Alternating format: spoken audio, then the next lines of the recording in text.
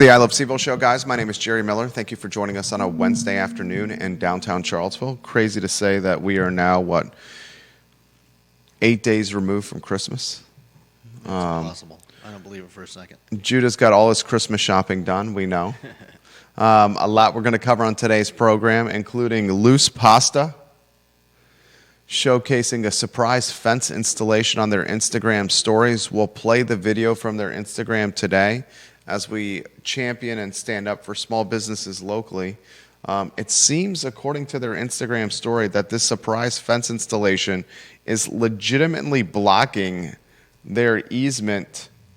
I mean, they straight up say this. They say, and I'll show you the video in a second, a surprise early Christmas gift from our neighbors, a fence that cuts off our easement and kitchen delivery door. This is the fantastic Pasta Hut. Right off the downtown mall, and one of the brands, one of a key brand in a fantastic family of F&B businesses. I mean, this is the sister restaurant to Bizou, to Bang, to Crush Pad Wines, and the event space. The space downtown. We'll show you that video in about a minute and a half. I want to talk about vape shops on today's show. Policy and legislation is creating a lot of headwinds for vape shops come 2026. And frankly speaking, it's about darn time. Some of the stuff that's being sold in these vape shops, especially the sub-tier or the second-rate vape shops locally, is clearly illegal, clearly black market, and clearly unregulated. I'm going to ask you this question: as the policy and legislation comes to fruition on the very near horizon, 2026, I expect we'll see some closing of these vape shops because the fines are, it's $1,000 a day. Per instance. Per unregulated vape or cartridge or product or SKU. $1,000 a day per unregulated SKU. They're going to be sending undercover authorities into these vape shops to police the regulation and But are they? The above board, yeah, they will. I mean, it brings up a question. If they're already, it's already happening. If they're already selling unregulated stuff. We'll talk about that when we get you on a two-shot so they can see your face. We'll talk the parking garage. I took a very aggressive stance yesterday, and that stance is now turned up in the CVille Weekly and the Dave McNair's DTM today in regards to the technology at parking garages, Water Street and Market Street. They are collecting license plates, vehicle types, passengers in your car, and they are not deleting the data. If you had an issue with the flock cameras, goodness gracious, how do you not have an issue with what is happening at the Market Street and Water Street parking garages? And it calls into question the judgment of City Hall rolling this system out. That conversation on today's show. David, I'm going to go David Baldacci? Yeah, I think that's right. The UVA law commencement speaker, that story in a matter of moments on the broadcast. The guy is noteworthy, extremely famous author, David Baldacci, and we'll offer you the details of his selection as commencement speaker of UVA Law School. And I'm going to ask you the question, Judah's going to ask you the question, are oysters a part of your Christmas and holiday feasting tradition? I love oysters. Love raw oysters, baked oysters, fried oysters, love oysters. A lot of people don't love oysters. Huge fan of oysters. My wife loves oysters as well. A lot to cover on the broadcast. We'll highlight Charlottesville Sanitary Supply, 61 consecutive years in business. Charlottesville Sanitary Supply on East High Street and online at charlottesvillesanitarysupply.com.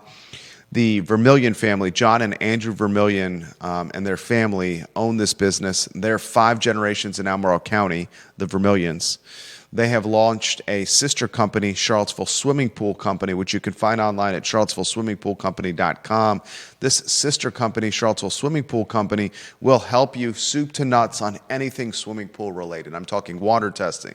I'm talking pool consultation. I'm talking automatic covers. I'm talking the non-machine and automatic covers, the building and construction of swimming pools, anything swimming pool related. Charlottesville Swimming Pool Company and Charlottesville Sanitary Supply can help you. Judah Wickower, studio camera, then two-shot, a Wednesday in downtown Charlottesville. A little bit warmer today. It was somewhat tolerable to be outside. No doubt. This pasta story, you want to put it in perspective for the viewers and listeners? Well, as far as we can tell, and we may need some help figuring out where this video is actually taking place because it doesn't look recognizable to me, but we know it's on the downtown mall. Looks very recognizable to you, to me. I know exactly where this is. Do you? Yeah. We'll show it to the viewers and listeners. It's on Market Street. The video is showing part of Market Street. You see the Code building in the background, and you see the neighboring building next to Luce Pasta. Okay. But go ahead. So what's happened is apparently the people running Luce Pasta, Travis Burgess. came to work this morning, Insane. Wednesday, to find that the city had put up a metal fence, not a. Well, chain. we don't know it's the city. We don't know it's the city. We definitely don't know it's the city. They're talking about the city approved this fence installation. Okay. He's chalking this up to the neighbors doing the fence installation. We don't know this is the city. Gotcha. Yeah. In fact, the copy says when this is straight from the Instagram page. When the city of Charlottesville, the Board of Architectural Review, and the fire chief all approved this monstrosity of a fence, so clearly and deliberately designed to sabotage your business without any notice. Wishing you a Merry Christmas to you too, City of Charlottesville and Board of Architectural Review. Then they posted on the Luce Pasta page, and on the Luce Pasta page, they say, wild to get a surprise early Christmas gift from our neighbors, a fence that cuts off our easement and kitchen and delivery door. And then they ask City Hall by tagging them, was this fence approved by you? Show the videos. Let's put them on screen. This is not the city's fence installation. Understood. They are calling out the city for approve it. So this is I'd say a pasta hut, a pasta window. The actual Luce is, it's a tiny little hut on the corner of a building. And the videos are playing? No. Take a look at the screen. Judah's going to cue the video up. Give us a thumbs up when that's on screen. And play them back to back to back. You have 3 total videos, right? All right. Let's put those back to back. Luce Pasta, the sister restaurants to Bizu, which is one of the founding fathers of downtown dining. Used to be the Metropolitan. Bang CVille, one of the sister restaurants of Luce Pasta. Crush Pad Wines, a sister brand to Luce Pasta. James Watson says, isn't it pronounced Luce, but it's spelled Luce? I thought it was Luce. Judah corrected me. I don't know. If it's Luce, then I was wrong. But I thought it was Luce. Google says. James, I'm going to go with you and say it's Luce. Regardless, the food is good. We may not be able to see say your name, but we are standing up for you with this fence. We found it curious that this fence is up there. You went and took a look at it. You didn't see where the fence was? I want to wish you a Merry Christmas. Feliz Navidad.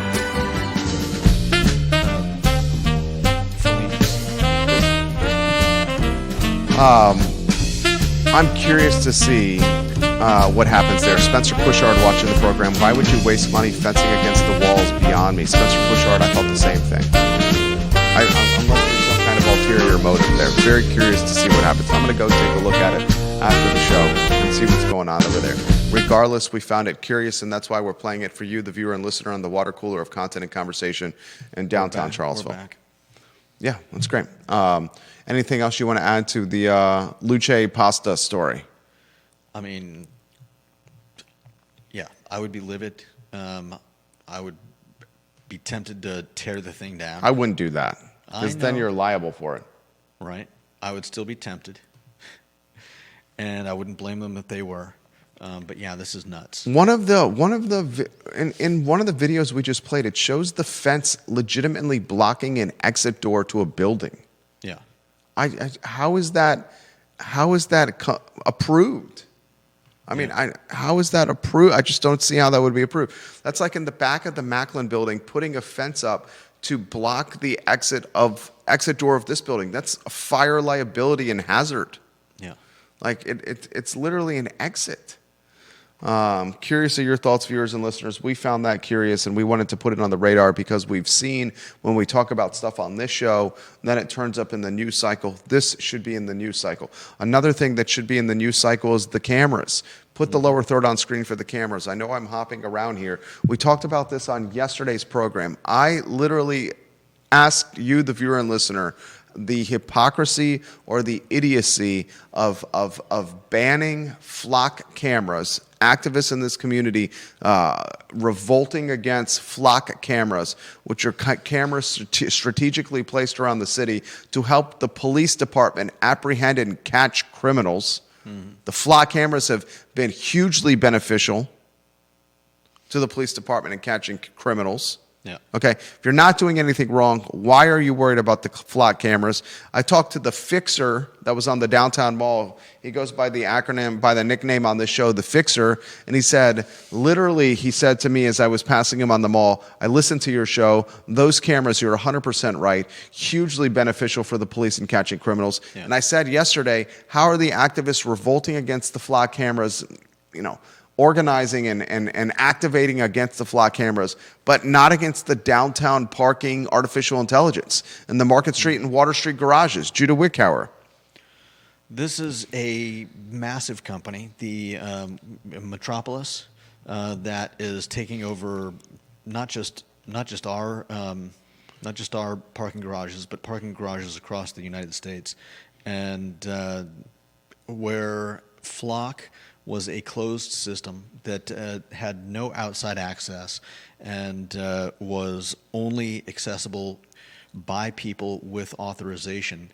In contrast, the Metropolis cameras that will be put into the garage are a system that spans the United States and will be capturing license plates and, like you said yesterday, License plates, vehicle types, passengers in people's cars. They're coming and going. Yeah, they literally On a are daily tracking basis. your scheduling. We're trying to pick up the tempo here. They're tracking like your schedule. They're coming and going inside of the garages. Yeah. And on top of that, folks, the company is going to sell your data to advertisers. Mm-hmm. This company is gone on an aggressive spending of taking over parking garages. They've done it in Charlottesville. And it's an AI company. It's a very young company, just a few years old, 6 years old, backed by 1.8 million. They just got 1.8 billion last year in funding. And this company is legitimately tracking your license plates, your vehicle model, your vehicle color, the passengers in your cars, the coming and goings of your vehicles into the garage on times and days, tracking your data. This is way worse than Flock. Mm-hmm. Way worse than Flock. And this is, before we get off this topic, I find this fascinating. We know that City Hall and City Council caught a boatload of grief from a 100 to 150 people locally that we call activists about the Flock camera and the centralization and the potential breach of data with those Flock cameras. And then almost the very next day, weeks later, they approve another artificial intelligence and AI tracking company, video tracking company, to manage the ins and outs of a parking garage and the payment that goes with it. Mm-hmm. And what's worse is where's the judgment? Aside from the cameras, the company is already facing a number of class action lawsuits for overcharging people and mishandling personal information. Yeah, I mean, this company literally is the company that does the dirty stuff of you forget the checkout of the parking garage? We're going to send you a notification and charge you a full day's fee, and then make our website so difficult to use that you'll never be able to get on the phone with customer service to fight the overcharge. And we'll hope you'll just be aggravated and forget about it, and then we'll be able to keep the money. It's the tactics that we've seen utilized with like Dominion. It's the tactics we've seen utilized with like Xfinity and Comcast and Verizon and cell phone companies. And it may not even all be a problem of overcharging, because here we see there are reviews on Better Business Bureau and Trustpilot from people being charged for parking somewhere they didn't park. I received a parking notice from Metropolis for $10 plus a $54.50 notice fee stating that I failed to pay for parking. And this is for someone that, imagine signing up on their website and all of a sudden you're getting charged for parking when you didn't. Deep Throat watching the program, number one in the family. He says this: I wonder if people who lease spaces in the garage could have a complaint. They are locked into a lease, but they never agreed to have their data tracked or sold. Obviously, people who just come in and park on an off basis, it could be said they could just avoid the lot, unlike people with a lease. He also says this: by the way, who controls the garage operations? Is it Mark Brown, or did the settlement give total control of the parking to the city? Mark Brown is the parking czar, the former owner of the Charlottesville ice skating rink. Mark Brown only listens to this show, Mark Brown. Mark Brown only owns the Water Street garage, but the city is managing both the Water Street and Market Street garage. The city owns the Market Street garage. Okay, Mark Brown gets $1.8 million plus per year for the city to rent the Water Street parking garage from Mark Brown's company, Charlottesville Parking Center. I'll give this to you again. The city owns the Market Street parking garage. The city rents the Water Street parking garage from an entity called the Charlottesville Parking Center. Mark Brown is the Charlottesville Parking Center, and he's collecting more than $1.8 million a year from the city who is renting his garage. So before we get off this topic and move to the next one, I want you to understand the judgment showed by the city. Okay, here's the judgment showed by the city. The city got huge grief about flock cameras. City Police Chief Mike Kochis, a friend of the program, caught flack from about 100 people, 150 people, whether you call them the poverty mafia, whether you call them the housing mafia, whether you call them the bike and pedestrian lane mafia, whether you call them the homeless mafia, whether you call them the anti-business mafia. It's the same damn people that are doing this. I'm getting frustrated now. Kochis catches grief from the housing mafia, the police mafia, the bike and pedestrian mafia, the flock camera mafia, the homeless mafia, the bench on the downtown mall mafia over flock cameras and the centralization of data and the potential for breach, and basically on the premise of invading our privacy. Yet, mere weeks after the police chief catches this flack because of flock, the city chooses to implement artificial intelligence technology to manage the payment systems for the Market Street and Water Street garages and rolls out an AI tech stack that is way more centralization of data and way more capturing of data. Schedules. Who's in your car, make and model of your car, your license plate, your credit card information. Jesus. Yeah. Your credit card information. And then I'll close with this. What happens to my parents who have a flip phone and they cannot download this app? Does that mean my parents cannot use the parking garages when they visit downtown? My soon-to-be 76-year-old father who can barely walk? Yeah. Is that what it means? Yeah. Judgment, decision-making from the city, I call into question. Next topic, Judah Wickhauer, what do you got? Oh, let's see. The vape ones. Put the vape one on screen. This is a long time coming, okay? Set the who, what, when, where, why on the vape shops. How many vape shops are in this damn town in Charlottesville and Albemarle County? A vape shop just took over the Waffle House down 5th Street Extended, a hop, skip, and a jump away from Monticello High School. Vape shop story, Judah Wickhauer. Well, they have some changes coming.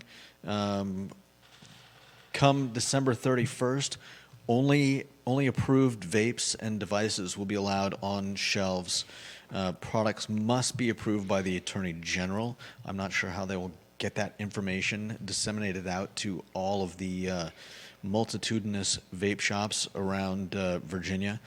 But violators who are selling the wrong products could see fines of $1,000 per day for each product that's unapproved. I hope this, as a free market guy, as a capitalist, the fixer, when I stopped and talked with the fixer on the downtown mall today, he said, you're a capitalist, Your mindset is so woven into a capitalistic mindset, you will not understand how the poverty mafia ever thinks. Literally is what he told me, like to my face. And I nodded my head and I'm like, I think you're exactly right. It was how it applies to the homeless on the downtown mall.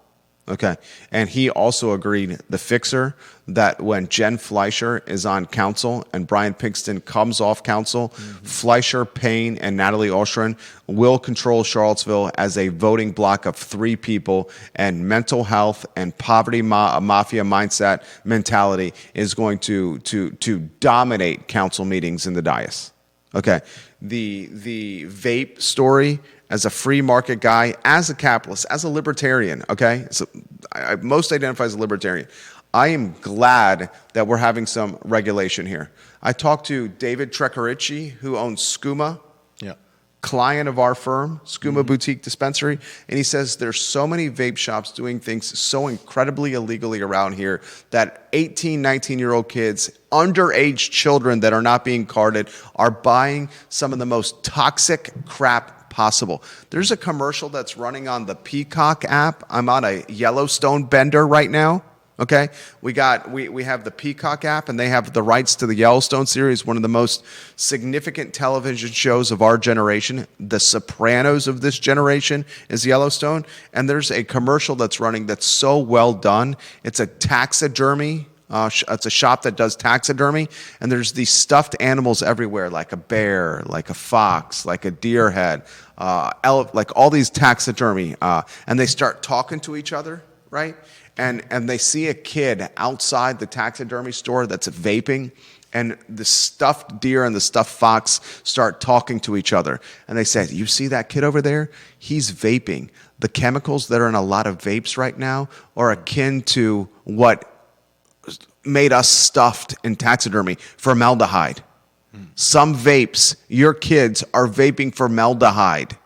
We need to regulate vape shops and the product they're selling without question, and we have to police and enforce these vape shops that are selling poison to our children. I say that as a father of 2 young children. And then I'm going to ask you this question. Put the next lower third on screen. If these headwinds with the vape shops, $1,000 a day fine for selling illegal product per SKU are potentially cancerous or deathly to these vape shops and put them out of business, what's the next retail trend that's going to fill all these vape shops locally? Because we know why the vape shops are successful. It takes one sales associate to staff the business, and you're selling inventory that does not expire or go bad, that has obscene markups. You're selling addiction. You're selling addiction. So what's the next retail trend that'll replace these vape shops? That topic on tomorrow's show. Viewers and listeners are watching the program. James Watson, his photo on screen, very smart guy. He says, unfortunately, Jerry and Judah, if you have a cell phone, if you have a credit card and a social media account, you're pretty much being tracked already. You notice the show America's Most Wanted, and it doesn't come on TV anymore because it's probably impossible to be a fugitive. I agree with everything you said, James. The difference between having a cell phone and a credit card and a social media account is I'm choosing to opt into that. I'm choosing to sign up for the Instagram account, choosing to have the credit card, and choosing to have the iPhone 17. When I pull into the garage, that is forced upon me. Parking in this garage with artificial intelligence managing the garage that's collecting my license plate, the make and model of my car, what passengers are in my car, and my daily schedule of going in and out of that parking garage. I mean, James has a good point that you can choose not to park in the garage. How does my 76-year-old father choose not to park in the garage? Okay, but just to That cannot walk. But just to push back. That cannot walk. Is a 70-year-old who has trouble? He has a flip phone. Yeah, but but let's say that they can park there. Are they worried about being tracked? Hell yeah, my 76-year-old father is extremely conspiratory. 100% worried about being tracked. My 76-year-old father, for a large portion of his life, would not even pay his mortgage online for fear of data being captured. Instead, chose to do it with snail mail. I had to explain to him over and over again, the exposure of paying your mortgage snail mail and check wiping is way more risky than paying your mortgage through a secure portal online. But it was paranoia. It was a different kind of thinking. Hell yeah, he's concerned about that. But regardless of whether he's concerned or not, is there any real concern for him, apart from his own conspiratorial concerns, that he's being tracked? Look, when it comes down to it, my main issue with this is City Council and City Hall choosing to eradicate the flock of cameras because the activist mafia ripped them a new one. And then a couple of weeks later, they choose to implement AI for their parking garages that's way more intrusive, way more data centralized, and way more potential breach of contract. It's an effing startup that's doing this. The other one that was running the flock cameras is Palantir, a publicly traded company, a global brand. Yeah. That's my issue. Neil Williamson, you're 100% right. He says this, my 2026 prediction, thought leader Jerry Miller will continue to park on the street and collect cost of business parking tickets. 100% right. I get 6 to 10 parking tickets a year. Okay? I park on the street. I don't park in the garage. I don't have a parking pass. I don't spend $135 a month on a parking pass. I get 6 to 10 $20 parking tickets a year, park directly in front of the Macklin building. I pay my fine, and I'm driving incremental tax revenue for the city of Charlottesville. And I have convenience with my parking right in front of the studio. 10 parking tickets a year is $200. Monthly parking pass in the Market Street garage is $135 a month. And I don't have my data collected to read me later by some Igor, the Russian hacker, who hacks into Metropolis's technology backend. You know that's true. Next topic, Judah Wickhauer, what do you got? Oh, let's see. David Baldacci. Baldacci is the commencement speaker at the UVA Law School. This guy's a beast, right? He's a 1986 graduate of the University of Virginia Law School. He's going to be the commencement speaker of the class of 2026 UVA Law, May 17th. He's published more than 50 national and international best-selling novels for adult readers. His first book, Absolute Power, in 1996, was made into a movie starring and directing by, was directed by Clint Eastwood. His most recent was Nash Falls, a thriller. Last year's A Calamity of Souls follows two lawyers defending their wrongfully accused black clients in a racially charged murder trial in 1968. Virginia won the Virginia Literary Awards People's Choice Prize. Dude's a beast. He's going to be the commencement speaker of UVA Law in May. That's a hell of a score for the UVA Law School. Baldacci, baby, Baldacci. The final topic on the program today at the 102 marker, oysters. Oysters. Fried oysters, baked oysters, raw oysters. Give me all the oysters. I want all the oysters. And I want it with that hot stuff that you sprinkle on the oysters. What's that hot stuff? The horseradish? Horseradish. Give me that horseradish. Make my nose burn. Make this big schnoz burn and clear it up. I'm fighting something off. Give me some horseradish right now. So we're curious, and I guess you can reply tomorrow, but I was at least curious if people do oysters. I like oysters too, but I've never known them to be a holiday, a Christmas part of your meal or your festivities. At least not with my family or any other family that I know. However, on Charlottesville.gov, they are having a "Don't Chuck the Shuck" this holiday season. What does that even mean? It means that they will take all of your oyster shells for a recycling program that goes to help the Chesapeake Bay, which is great. I just was surprised because I was like, wait, is the holiday season a big time for oysters for people? All right, I'll take all the oysters. Well, I know you will. Public but that Fish and doesn't Oyster, answer the Daniel question. Kaufman got a fantastic oyster special at a happy hour. Janice Boyce-Trevelyan, thank you for sending us the Luce video or forwarding it from their Instagram stories. She says, why would you do a fence installation knowing you're going to hurt a neighboring business? They're literally blocking their kitchen and delivery door. Jeremy Wilson's watching in Eastern Tennessee. Chesapeake crab cakes, yes, but oysters, no, no, no, no.